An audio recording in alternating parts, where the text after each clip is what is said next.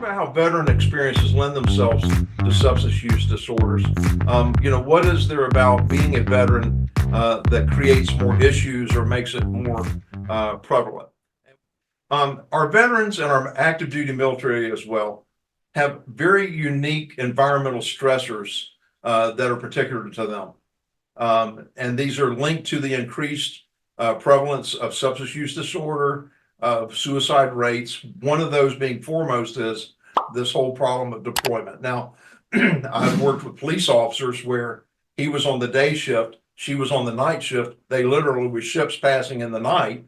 And this can happen with our veterans. They go on deployment, or on our active duty, excuse me. When they go on deployment, there are unique things that go on. If you've never had this experience, it's hard to understand it. But if you can fathom being a mother with two small children, your husband's at home, he's in the military, he goes on deployment, so he's gone for 3 to 6 months. Now, during those 3 to 6 months, you pay the bills, you're raising the children, you get things done, you adjust, you adapt. He comes back home in 6 months, and now everything has to change again. And you have to get acclimated to him being home again and whatever his leadership style might be. So this ebb and flow of the change and deployment creates a lot of what? Stress. So stress becomes a major issue in our families. They don't know if they're going to be moving or not. They don't know when their husbands will be gone or come back, as well with female military as well. They just never know what's going to happen next. So families face numerous challenges both before, during, and after a deployment. What we've discovered in the research and also practically is that there's kind of a cycle. And the cycle is an emotional cycle that begins when they get the news of the deployment. Someone said separation from family, can miss a sick parent, passing of immediate family, spouse leaves, all kinds of things. All of this leads up to 2 words: stress and anger. Stress and anger. I can't push that red button enough. Our military, our veterans are stressed. It makes them angry. They are frustrated, and we will review this over and over again. So this emotional cycle, right? We get the news. She says, okay, my husband's leaving. Husband gets the news. Okay, my wife's leaving in 2 weeks, whatever. This begins with a short period of strong emotions like fear and anger. We don't know what's going to happen.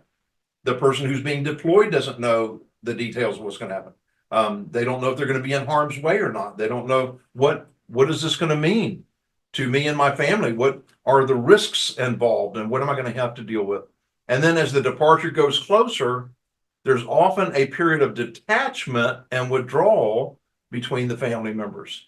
And so as the stay-at-home spouse, whether male or female, once this realization that they're leaving and it gets closer to the time, there's a sense of disconnect.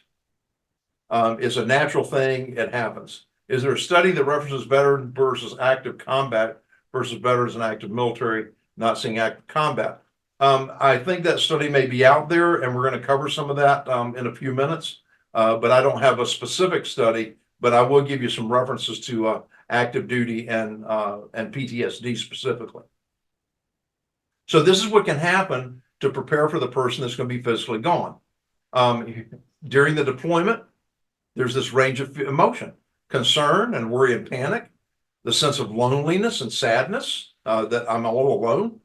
Sometimes there's no communication that can happen, so that can be a problem. Added duties, and so with one of the 2 spouses or partners gone, now the one that's at home may have to take on much more responsibilities and work. Having to learn new skills they haven't done before, having to make new friends possibly, and then these fears that come in, fearing for their dear loved one's safety, feeling overwhelmed by the whole situation. And then if you have a spouse or a partner that's left at home who doesn't do well with, maintaining their finances, and, then we have someone that comes back home and the finances are all in a mess, or they're very stressed because they don't know how to deal with the finances, having to deal with problem solving by themselves without their mate there being to help them, and understanding, what your loved ones have been through. So you can have active duty person that comes home and they kind of are trained not to talk about it, and then the family members don't know what they've been through. One Navy, I'll call him a Navy officer, explained to me at a retreat. I did a retreat for Navy SEALs and other officers, and he said, what I found happen in my marriage is I travel the world in the military, and I have training, and I'm constantly updating and upgrading, and I go out and I do all these things. When I come home, my wife hasn't done any of that. So we kind of lose our commonality. Sometimes they don't catch up with us, and so we've gone to all these other directions and all these other areas, and then we come home and our wives have been changing diapers, or it can be reversed as well. So understanding what the loved one's been through, I think that's where counseling is so important, because you don't necessarily want a loved one to understand combat or trauma or PTSD. They weren't made to do that, so that can create even more stress. By the way, we're saying post your questions in the Q&A. Thank you for that. I appreciate it. So if you have questions, put them in the Q&A and we will get to those. And then concern over being needed and loved. When there's that separation, absent makes the heart grow fonder, not always. And so there may be doubts and question about, from that distance and that time. The children's reactions become a problem. So they may vary according to each child. It depends on their age, their developmental life, where they are in their brain and their growth. But all of these things create stress and distress with their children. And so this all continues to pile up and pile on, giving us stress and anger. This is from the National Center for PTSD, and a lot of good information there, the National Center for PTSD. So the deployment stressors are being away from family and friends, the lack of connection. Now, remember what we said with Ohan Yahari is that the opposite of addiction is connection. Now, if we have someone who has a substance use disorder, who is struggling, they've lost connection. All right. Risks and fears of the unknown in foreign countries, family adjustment, and then readjust them when they return. And then the frustration and anger responses to these situations. These all pile up and can become a very, very serious problem. Numerous environmental stressors specific to military personnel have been linked to the increased risk of developmental substance use, the development of substance use disorder among both military personnel and veterans. For example, combat exposure. Now, police officers quite often have trauma exposure. First responders of different kinds may have that. But combat exposure becomes a very serious problem. I had a client come to see me many, many years ago. He said, look, my family has just told me I have to come see you. I had to come in to see a counselor. I don't think I need a counselor. I think I'm fine. But they say that I'm angry. My whole family, they keep telling me that I'm angry, that I'm frustrated, that I'm on edge, and I don't see any of that. I said, well, let's talk for a little bit. So tell me a little bit about what you do, and what your military experience has been, and what, how's it been for you, those kinds of things. And so he said, well, my job, I travel the world and I pick up body parts, and I have to identify body parts. And so whenever there's been a bombing or an explosion, combat, different things, they'll bring me in. I'm an expert at it, and I have to put the body back together. Can you just pause for a minute and think with me for just for a minute and put yourself in this man's position? It's your full-time job to go to explosions and identify body parts.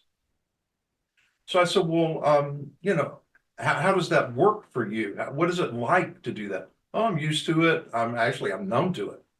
But what can happen is when an individual becomes numb to severe trauma and it becomes normal to them, it will find an escape route. Let me tell you what I mean by that. If you have children or grandchildren and they've ever played with a green glob, the green stuff, so you put this big ball of green goo in your hand. When you squeeze that ball of green glob, blob, whatever they want to call it, what's going to happen with it? It's going to ooze out through your fingers. It's going to find an exit strategy. And so when our military, whether they're active duty or whether they're retired as veterans, when they have these exposures to severe trauma, the best training that could be, the best preparation they could have, when they're exposed to that over a prolonged period of time, it's going to find a way to ooze out of their fingers. It's going to come out in anger. It's going to come out in stress. And so if they're not aware of that, and if we as treatment providers are not aware of that, we won't know how to treat the original issues, which we will get to eventually. So combat exposure, no matter how much training, no matter how well they've learned to do it, it still presents a mental health risk. It robs you of your mental health to see that kind of tragedy on a constant basis. No matter how much you steel yourself to it, no matter how hard you try to fight, the inhumanity of it all, sooner or later, that is going to ooze out somewhere. And in his case, he finally agreed with me. Well, maybe I've got some anger issues. Well, that's a good start, isn't it? So when we look at soldiers and Marines who've had more combat stress, they've also had more mental health problems. Let's look at Iraq, for example. Iraq, and they had higher rates of PTSD than those who served in Afghanistan. So if you see here, so we had seeing dead bodies, 95% in Iraq, in Army and Marines, 94. In Afghanistan, not as much. That was 39%. Being shot at, 93 and 97%, as opposed to Afghanistan, 66%. Being attacked in an ambush or ambushed, 89% and 95%, and then down to 58%. That's a great fear, that fear of what could happen next. Receiving rocket or mortar fire, and that in Iraq, 86 and 92%, and then a little bit less in Afghanistan, although it was still prevalent. The constant lack of expectation of knowing if a mortar is going to hit your tent or not is a prolonged, chronic stress. Knowing someone has been killed or seriously injured near you, and that was 86 and 87% in Iraq and 43% in Afghanistan. I believe that the difference there would be that the Afghanistan scenario really was less of a hands-on than Iraq had been originally.